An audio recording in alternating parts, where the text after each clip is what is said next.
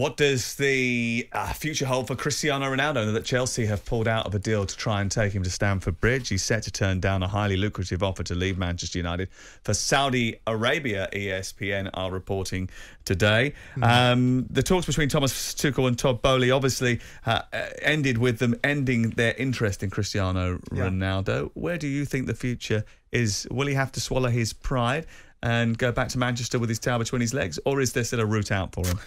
Well, it depends if there's a gap between the media reporting and the reality, because obviously we are surmising that there is a real division between Ronaldo and his desire to stay at Manchester United and his absolute intent to leave, and superimposing that over the situation, which might be that he's expressing concerns and reservations and wants to have some certain assurances. Now, whether I think a player should have that or not, there are unique exceptions, and you make exceptions for the exceptional. Well, his agent did meet Chelsea and Bayern Munich. I'm sure they do, and I'm sure that happens all the time. I'm sure that when the late Mino Raiola was running around, moving Erling Haaland around, he was running around meeting Barcelona, Real Madrid, and whoever else would listen to a particular woo that he wanted to pitch. So it's not beyond the wit of man to suggest that maybe Ronaldo wanted other options and Chelsea might have been considered to be one of them. I didn't think it was an ideal fit. I do not and will never deny the innate talent of Cristiano Ronaldo, but I have always disputed the validity and value that he would have to Man United in the current guise that they are. When they signed him last year, what they needed to be able to compete with those such as Liverpool and Manchester City in the way that they played. And I felt that Ronaldo, whilst like a boxer, the last thing that would go would be their punch, the last thing that would go would be his ability to score goals. Yeah. The net effect is football's a team game, and it needs all the component parts to be able to be effective. And whilst he's effective in scoring goals, there's something that gets given when you have Ronaldo in your team. You can't press, you can't work as hard, and the other players need to do 10% more than they would normally have to do, and they didn't have that squad to do it. So Ronaldo staying at Manchester United, I'm surprised. But that's not a new thing, though. There are teams where you have a luxury player who doesn't pull their weight. I remember even going back to QPR and Neil Warnock saying, look, I had to get 10 players to work I get so that hard. For Terret, right? But I get all that. But with comparing QPR to what Man United's aspirations are, and comparing QPR but when he was at Real Madrid, he didn't press. I grant that, but he was a far more effective player and a far more energetic player, and he was playing in a far more compelling team, right? So with that in mind, United were a side that we felt were challenged. We felt that to be able to compete in the English Premier League, forget what Madrid does, because in Spanish football they give you the first 30 yards anyway. But the pressing idea is slightly different. You press from a different position in the pitch. It depends who you're playing. Barcelona's 7-second rage was in the middle of the park, not at the top end of the park. But I understand the arguments. But from the point of view of where he leaves himself now, I am surprised that Ten Hag wants to keep him. I'm surprised that he's making a stand and potentially dying on a hill about Ronaldo staying there. Is that a negotiating position, though? Because they've got a year's contract and another year after that if they want to extend it. I'm surprised that the manager would be negotiating on behalf of the club. Well, he might just be spinning the line because they want to make sure he's available. He's gone a bit further than spinning the line. I've said he's towing the line. I've said he's playing lip service to the overall perspective of we want to keep Ronaldo so that we can position ourselves when we let him go at a price that makes us look like reluctant sellers. I get that dynamic, but he's come out stronger than that. He's come out and made it almost like it's a must-have, and it's part and parcel of Ten Hag's strength of character that Ronaldo will be in this team. He is part of our future, and we're going to go forward with him. And I think that's a strange hill to die on.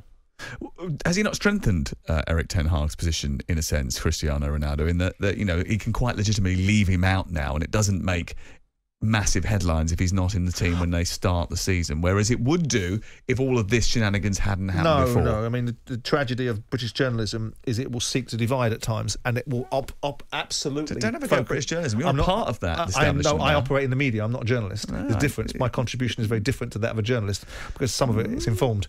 The object of the aim is that Ronaldo is always going to be a subject matter that is going to court and induce intention. So what Ronaldo does on the bench, what Ronaldo does off the pitch, what Ronaldo's body language suggests, what Ronaldo not playing, Ronaldo being taken off, will all still maintain the same level of interest and sometimes divisive commentary from sections of the media. Sections. See, I changed it to sections of the media. Sections, that's a little bit okay. Better. ESPN are understanding that Bayern Munich and Atletico Madrid are still in the race to sign Ronaldo, even though...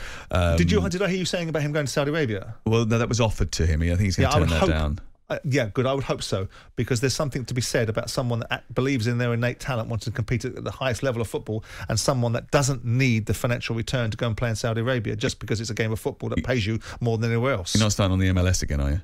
No, I'm not, but I wouldn't want to see him there either, because he said the other day, I can play top-class football until I'm 40. He said that, right? Yeah.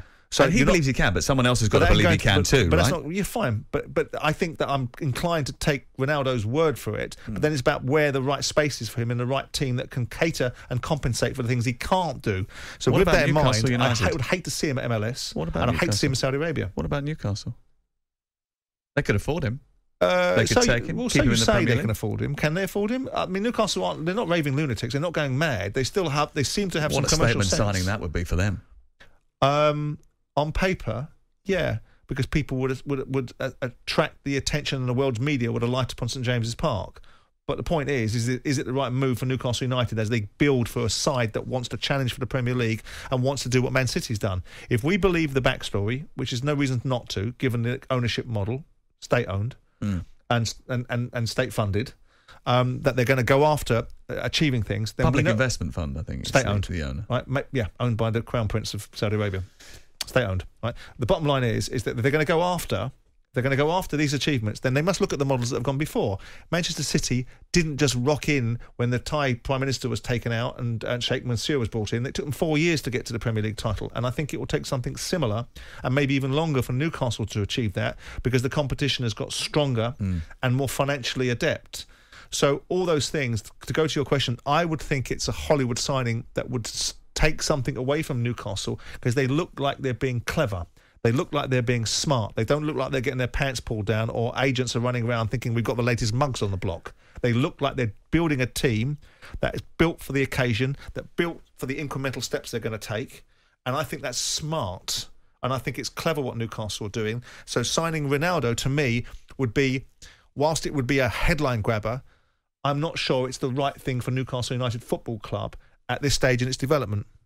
So you think your bet with Jim is safe for next season, do you? It's in the bank. Already? Absolutely. Okay. You two have bet a huge amount of money about the fact that Newcastle wouldn't finish in the top six. What I intend to do, given the great amount of love between Jim White and Alan Brazil, is I intend to use that £1,000 to buy Alan Brazil a nice bottle of wine from Jim. I thought you'd already spent it on that wonderful... Hugo Boss gear. Lovely... Which I didn't get from a second shop, like you seem to have got your outfit from. He walked in this morning and he said to me, I can't believe you're wearing the same gear as me, which I told him yesterday we were wearing the same gear. And he said, yeah, but mine's not from an outlet centre.